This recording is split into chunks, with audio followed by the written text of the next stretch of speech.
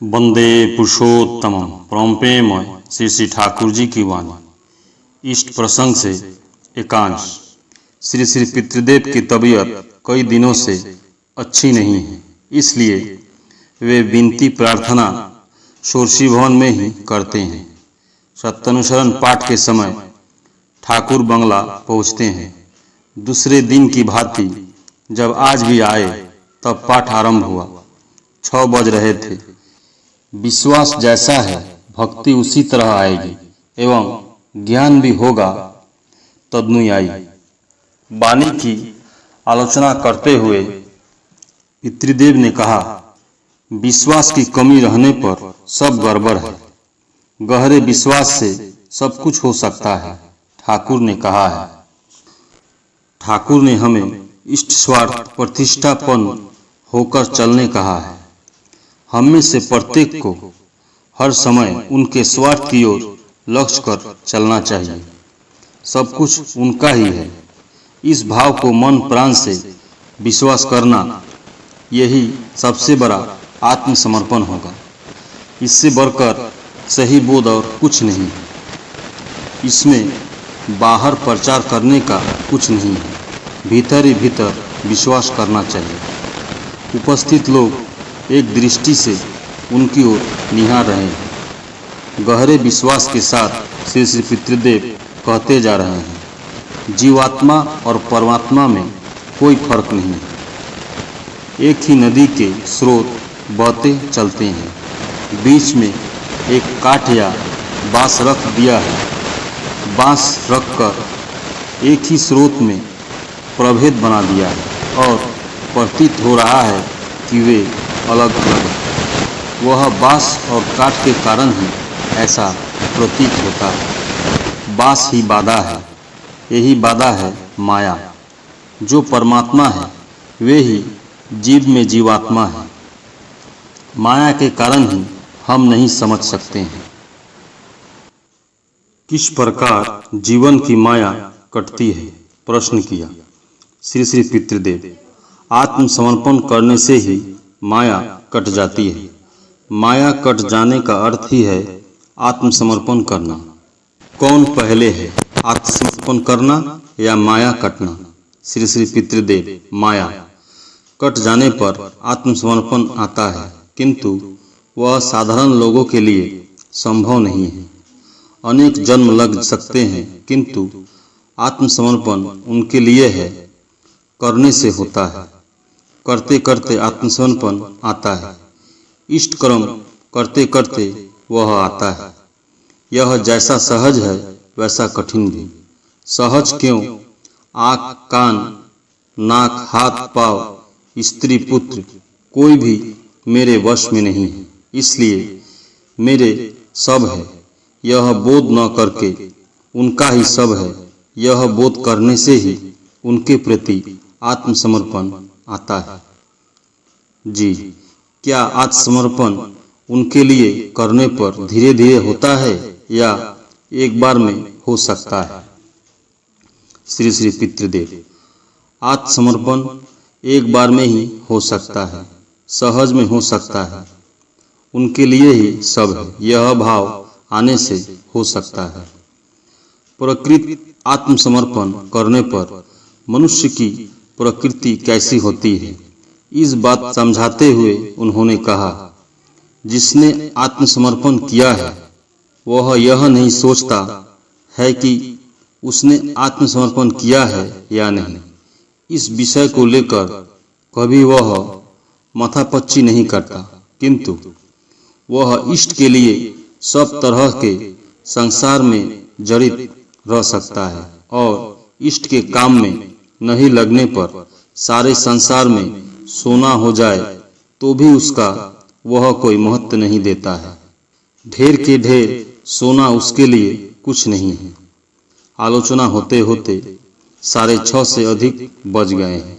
श्री श्री पितृदेव ने इस बार कहा, आचार्य चर्चा खोलो। पंडितदा ने आचार्य चर्चा एक खंड से वाणी नंबर 118 पढ़ा। आचार्य चर्चा एक खंड वाणी नंबर 118।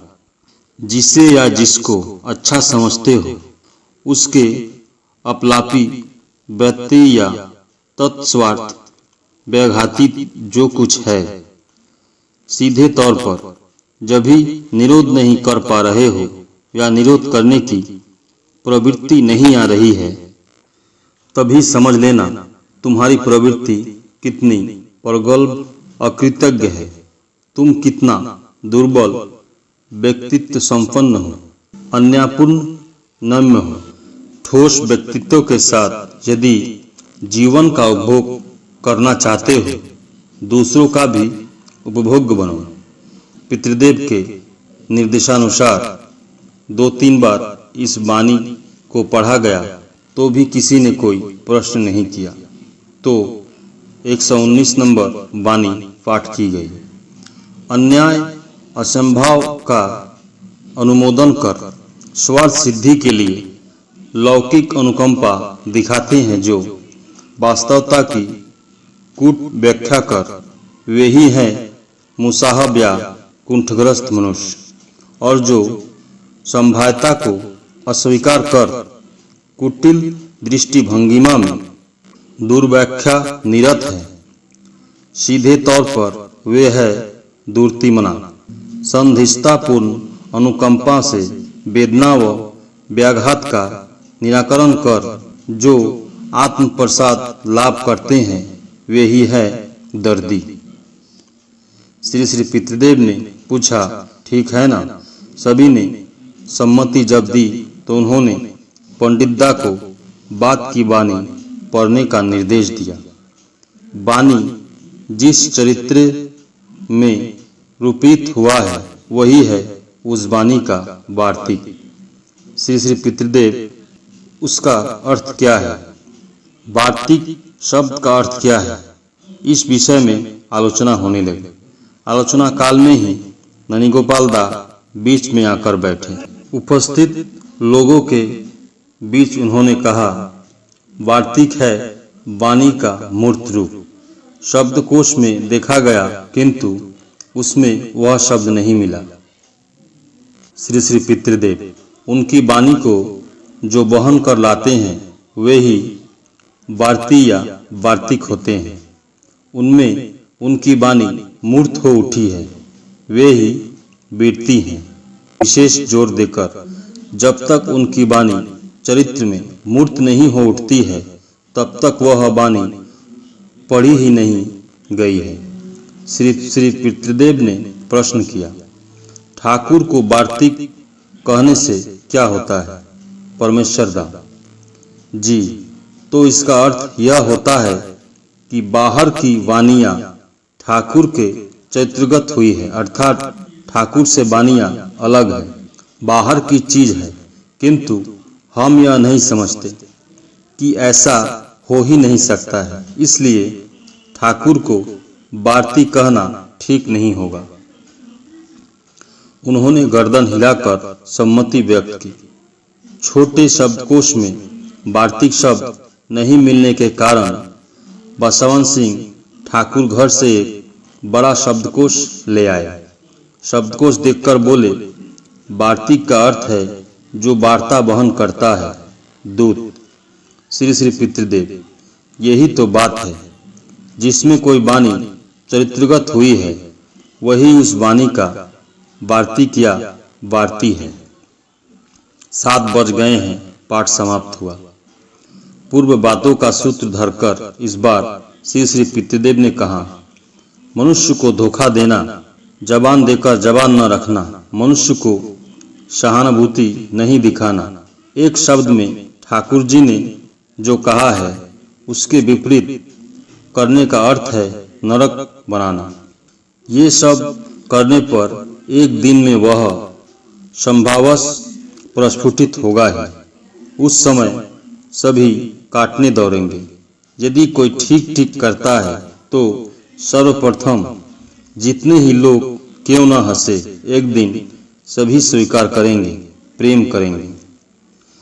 जबान देकर जबान नहीं रखने के प्रसंग में परमेश्वर पालदा को निर्देश कर बोले, जैसे तुम मेरे सामने किसी की कोई चीज देने का वायदा करते हो किंतु ठीक समय पर उस चीज को नहीं देते हो तो उस समय मुझे बड़ी अस्वस्थी होती है। दिल में होता है कि उसने जवान देकर जवान नहीं रखा। यदि यह आगे कह दो भाई मुझसे अभी संभव नहीं हुआ, बाद में दे दूंगा, तो अस्वस्थी कुछ खत्म हो जाती है। किंतु वह चीज जब तक नहीं देते हो तब तक अस्वस्थी का भाव दूर नहीं होता है। यही सोचता रहता हूँ कि उसने वादा किया था, न जाने कब वह ठीक तरह से पूरा करेगा। थोड़ा रुककर बोले, यदि कोई रिक्शा वाला कह देता है कि वह 6 बजे आएगा किंतु आ नहीं पाता है तो खूब अस्वस्थी लगती है। ननिदा की ओर देखकर, जैसे ननिदा ने किसी से कहा 5 बजे आऊँगा किंतु ननिदा यदि नहीं आ सके तो भावना आती है। पूर्व दिन की घटना के प्रसंग में बोले, कल जो मैंने कुछ पांडाव को ननिदा से ले जाने के लिए कहा है, तभी से मेरी चिंता लगी हुई है कि कब वे आएंगे, ननिदा से ठीक समय पर उसे मुलाकात होती तो, इत्यादि इत्यादि बातें। पुनः व्यवस्था भी बहुधा किए रहता हूँ। गतकाल कुछ पंडित लोग आए थे, उनमें एक ने अपने संबंधी के श्राद्ध के लिए श्री श्री पितृदेव से कुछ अर्थ सहायता के रूप में मांगा था। श्री श्री पितृदेव ने सत्संग के सेक्रेटरी ननीगोपाल चक्रवर्ती से मिलने कहा था। उपस्थित सभी लोग तन्मय होकर उनकी बातों को सुन रहे हैं। वे बोले, इसलिए मैं किसी को वायदा करता हूँ तो उसके पहले उसका इंतजाम कर देता हूँ। किसी से रुपए लेने पर समय से पहले चुका देता हूँ। इसलिए शायद जब मैं चाहता हूँ तो रुपए मिल जाते हैं। पुराने दिनों की एक घटना के विषय में कहा। हमारे यहाँ की यानी पावना हिमायतपुर की घटना है। मुझे खूब अच्छी तरह याद है, एक जगह मुझे जाने की खूब आवश्यकता थी। जल्दी पहुंचने के लिए मैंने साइकिल की चिंता की। पड़ोस के एक व्यक्ति के पास एक नई साइकिल थी। जब उससे कोई वह साइकिल मांगता था तो वह नहीं देता था। साइकिल के प्रति उसे बहुत माया थी। न जाने मेरे मन में क्या हुआ, मैंने उससे वही साइकिल मांग ली। यूँ तो मैं किसी से कुछ मांगता नहीं था किंतु खूब जरूरत थी। मांगे बगैर नहीं रह सका। जो हो, मैं उसके घर गया और मांगा। उसने नकारात्मक उत्तर नहीं दिया। मैंने यह वायदा कर दिया था कि अमुक समय तक साइकिल लौटा दूंगा। खूब सोच समझकर ही मैंने यह बात कही थी, जिससे किसी प्रकार भी उससे अधिक समय नहीं लगे। प्रत्युत जितने समय लगने की बात है उससे अधिक समय लेकर ही मैंने वायदा किया था। उसके बाद साइकिल लेकर मैंने काम पूरा किया। जितनी देर के लिए साइकिल ली उससे 1 घंटा पहले मैंने लौटा दिया। लौटाने के पहले अच्छी तरह पोंछकर तेल देखकर चमका कर दिया, बल्कि साइकिल को पहले से और सुंदर बनाकर लौटाया। उसके बाद यह देखा कि बिना मांगे ही वह व्यक्ति साइकिल मुझे दे देता था। दूसरे को नहीं देता था बल्कि मुझे दे देता था। मधुर मुस्कान से हंसते हुए बोले, कोई पूछता है तो कहता हूँ कब आऊँगा, उसका कोई ठिकाना नहीं। ननिदा, किंतु बहुधा हमें तो कहना ही पड़ता है। हम लोग तो उसी तरह प्राय बात किए रहते हैं।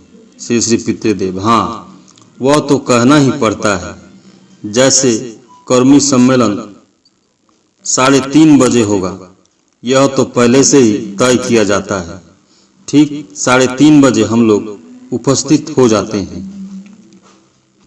परमदयाल श्री श्री ठाकुर के कर्मियों के आचार आचरण कैसे होंगे, इस विषय में श्री श्री पितृदेव ने कहा, अपने अंदर दैन्य भाव नहीं रखना चाहिए। हमारा आचरण ऐसा होना चाहिए कि हमें देखते ही यह लोग समझे कि हम ठाकुर के कर्मी हैं, हमारा अनुसरण करें। अनेक लोगों को देखते ही कहते हैं चलो चाय पिए, उसके बाद सिंघाड़ा मिठाई खाकर उससे खर्च कराते हैं। यह बिल्कुल अच्छी बात नहीं है।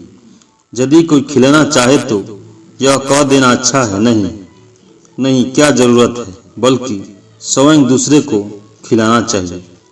भवानी दास जी, बहुधा ठाकुर का काम के लिए कहाँ जाना होगा यह कह देते हैं, किंतु दूसरे काम में उलझ जाते हैं। उस अवस्था में ठीक समय पर नहीं जा पाते हैं।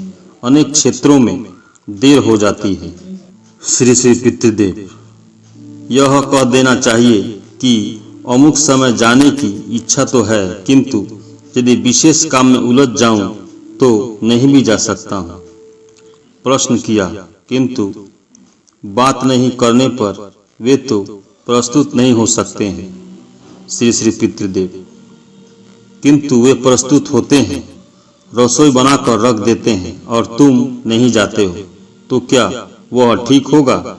इसलिए वायदा करने के पहले समझ बूझकर करना चाहिए। जहां वायदा कर चुके हो वहां जाना ही चाहिए, बल्कि कह देना ठीक है कि विशेष काम आने पर नहीं भी जा सकता हूं। यदि उस क्षेत्र में नहीं जा सके तो समय रहते ही दूसरे को भेजकर उसकी सूचना दे दोगे, किंतु वायदा करके जाना ही अच्छा है। विशेष कोई काम रहने पर दूसरे के द्वारा करा सकते हो। इस बार उन्होंने यह प्रश्न उठाया, द्वंद्वी वृत्ति का क्या अर्थ होता है? असत्य की सेवा करना ही है। जो इष्ट सेवी है वे असत्य को सेवा कैसे करेंगे? शब्द ही ब्रह्मा है, बात ही ब्रह्मा है। थोड़ा रुककर, जो मांस मछली नहीं खाते वे यह जान सकते हैं कि कब कौन चीज खाना ठीक है।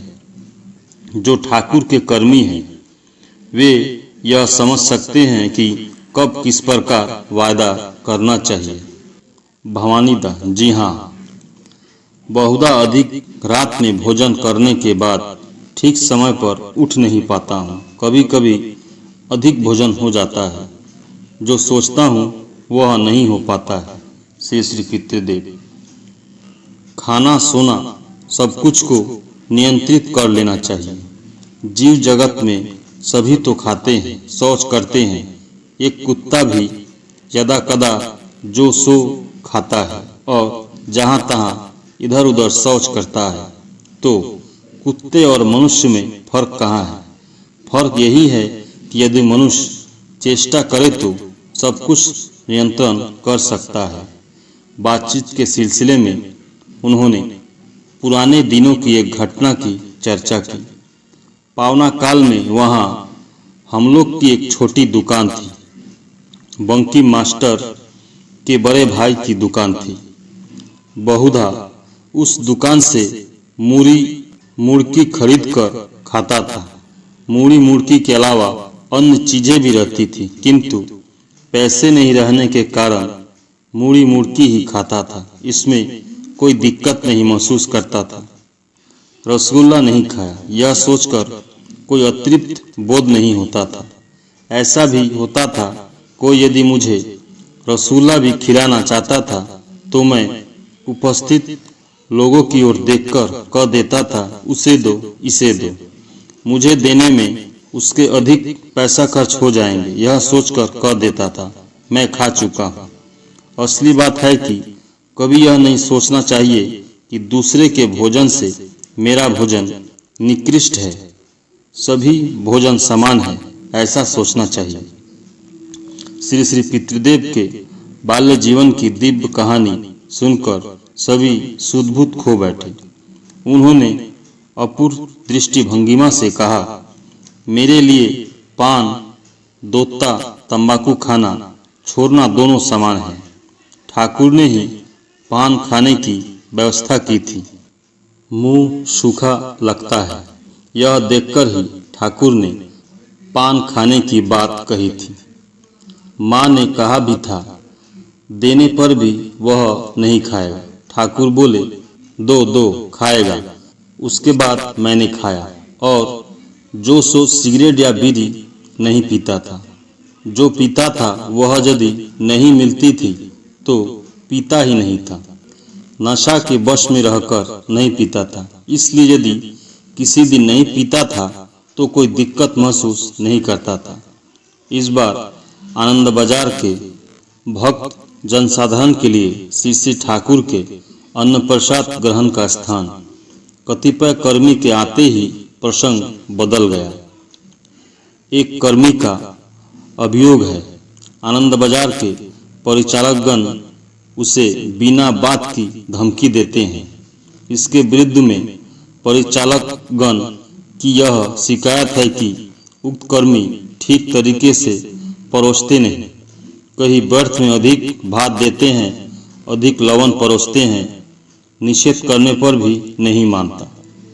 सारी बातें सुनकर श्री श्री पितृदेव ने उपयुक्त विधान दिया, परिचालकों को इस विषय में सचेत कर दिया। उक्त कर्मी के त्रुटिपूर्ण व्यवहार के विषय में जानकर व्यथातुर स्वर में धमकी देते हुए बोले, ठाकुर की चीज है, एक दाना भी जिससे नष्ट न हो, इस ओर ध्यान देने की जरूरत है। सभी को इस विषय में ध्यान देना चाहिए। उनके सामने ही आश्रम के कतिपय बालक बालिकाएं बैठे थे। उन लोगों से उन्होंने पूछा, पत्तल पर अधिक लवण परोसे जाने पर क्या करते हो? आरती नामक एक लड़की ने उत्तर दिया, जी फेंक देती हूँ। श्री श्री पितृदेव, ठाकुर की चीज को फेंक देती हो, परोसने के समय ही थोड़ा मांग सकती हो। लड़की ने लज्जा से सर नीचा कर लिया। निकट में ही एक लड़की चिंता गाल पर हाथ रखकर मुख नीचा करके कुछ सोच रही थी। श्री श्री पितृदेव की उस ओर दृष्टि गई और वे पूछ बैठे, क्या सोच रही हो? जी कुछ नहीं सोच रही हो, झूठ कहती हो, बल्कि कहना यह चाहिए कि कहने लायक यह बात नहीं। वह लड़की उदासीन होकर सिकुड़ गई। इस प्रकार छिटपुट बातें हो रही थी कि इसी बीच आश्रम में कर्मी दीनानाथ दा ने श्री श्री पितृदेव से निवेदन किया, एक माँ को सूखा प्रसूत हुआ है, डॉक्टर दवा से अच्छा नहीं हो रहा है, क्या करेगी? श्री श्री पितृदेव, कल कभी बता दूंगा। थोड़ी देर के बाद ही कहा, अच्छा लिख लो। एक चवन्नी भर बंसीवार गाछ का छाल 2.5 गोलमरीच के साथ पीसकर सवेरे स्नान करने के बाद खाली पेट सेवन करना है। लगातार 3 दिनों तक खाएगी। इसके सेवन करने से बहुतों का रोग ठीक हो गया है। यदि वह बीमारी हो तब तो दूर हो जाएगी और कच्चे दूध का जमा हुआ दही खाएगी। एक व्यक्ति ने आकर कहा, बरदा, ठाकुर बंगला के गेट के बाहर प्रकाशदा यह कहते फिर रहे हैं, मूर्ति पूजा मत करो, मूर्ति पूजा नहीं चलेगी, काली पूजा नहीं करो, काली पूजा नहीं चलेगी इत्यादि। इस प्रकार अंट संट याजन करते हैं। बाहर से आए हुए भाइयों से भी कहते फिरते हैं। श्री श्री पितृदेव ने सब कुछ सुनकर प्रकाशदा को बुलाया। प्रकाशदा को निकट आते ही उन्होंने कहा, तुम अनसठ बातें क्यों कहते हो? क्या ठाकुर ने ऐसा कहा है? प्रकाशदा, जी हाँ, जो मूर्ति पूजा करता है वह ठाकुर को प्रेम नहीं करता है। ठाकुर तो सब कुछ है, ब्रह्मा विष्णु महेश्वर सब तो वे ही है। श्री श्री पितृदेव, क्या ठाकुर ने ऐसा कहा है? जी ठाकुर ने कहा है, सद्गुरु के शरणापत्र हो, सतनाम मनन करो और सत्संग का आश्रय ग्रहण करो। मैं निश्चय कहता हूँ, तुम्हें और उन्नति के लिए सोचना नहीं पड़ेगा। हाँ, वह तो मैंने समझा, किंतु मूर्ति पूजा नहीं चलेगी, इस तरह की बातें क्या कही गई है? प्रकाशदा गले का स्वर ऊंचा कर श्री श्री ठाकुर के कतिपय वाणियों को विशृंखल रूप से कहते गए। श्री श्री पितृदेव वह देखकर धमकी देते हुए बोले, ऐ सुनो, तुम्हारे बोलने से तो काम नहीं होगा। ठाकुर ने क्या कहा है, क्या किया है, क्या इस सारी बातों की जानकारी तुम्हें है? व्यर्थ में अंट संट विभ्रांति कर याजन करने से लाभ क्या है? सबको लक्ष्य कर इस बार वे बोले। सरस्वती पूजा के अवसर पर ठाकुर स्वयं अंजलि देते थे। हम लोग अब भी दे रहे हैं। पहले शिव पूजा भी होती थी। अभी आश्रम में शिव का चरणामृत प्रतिदिन दिया जाता है। पांडा जी दे जाते हैं थोड़ा रुककर। जो ठाकुर को प्रेम नहीं करता है, क्या वह नरक का कीड़ा होगा? कोई मोहम्मद को प्रेम करता है, कोई काली को, तो कोई यीशु को, तो क्या वे सभी भूल कर रहे हैं? किसी के इष्ट काली है तो किसी के शिव है और किसी के इष्ट कृष्ण। क्या ठाकुर ने यह नहीं कहा, जो दूसरों के गुरु की निंदा कर अपने इष्ट को प्रतिष्ठा करना चाहता है वह विपत्ति में फंस जाता है? सुनीलदा जी, ठाकुर ने तो ऐसा ही कहा है। देवीदा श्री श्री पितृदेव के निर्देशानुसार अनुश्रुति एक खंड लाए और निम्नलिखित वाणी आदर्श 51 पाठ कर सुनाने लगे। दूसरों के इष्ट की निंदा कर बन गए इष्टनिष्ठ, अपने ही पाव पर कुल्हाड़ी मारा, समझा नहीं रे पापिष्ट। श्री श्री पितृदेव ने प्रश्न को कहा, हाँ बात तो सही है। विश्वास कभी अंधा नहीं होता। अनेकों नारायण शिला पूजा कर सिद्ध हुए हैं, अनेकों काली साधना में सिद्ध हुए हैं। आगमबागिस ने अपने अनेक उनके हाथ से नारायण पायस खाया था। असली बात यह है कि किसी के भी भाव को नष्ट नहीं करना चाहिए। मेरी बातों को दूसरे व्यक्ति सुनकर जिससे उद्बुद्ध हो यह देखना चाहिए, तभी वे ठाकुर को पकड़ते हैं, ग्रहण करते हैं। किंतु किसी देव देवी या महापुरुष को छोटा बनाकर दूसरे देव देवी या महापुरुष को बड़ा बना नहीं जा सकता। इतने बड़े निखिल ब्रह्मांड में कितनी जगहों में कितने रूप में ठाकुर है, यह कौन जानता है? सभी एक ही भाव को लेकर साधना करेंगे, इसका कोई अर्थ नहीं। जिसका जैसा भाव होता है उसके वैसे गुरु होते हैं, उस भाव से भजना भी करता है। बात करते करते 9 बज गए। ईश्वर किसी का ख्याल नहीं। सभी इष्ट भाव में विभोर होकर दिव्यरस सुधा पान से प्रतृप्त हैं। श्री श्री पितृदेव के उठते ही सभी ने उनका अनुगमन किया। परम प्रेममय श्री श्री ठाकुर। सभी गुरु भाई एवं माँ को जय गुरु।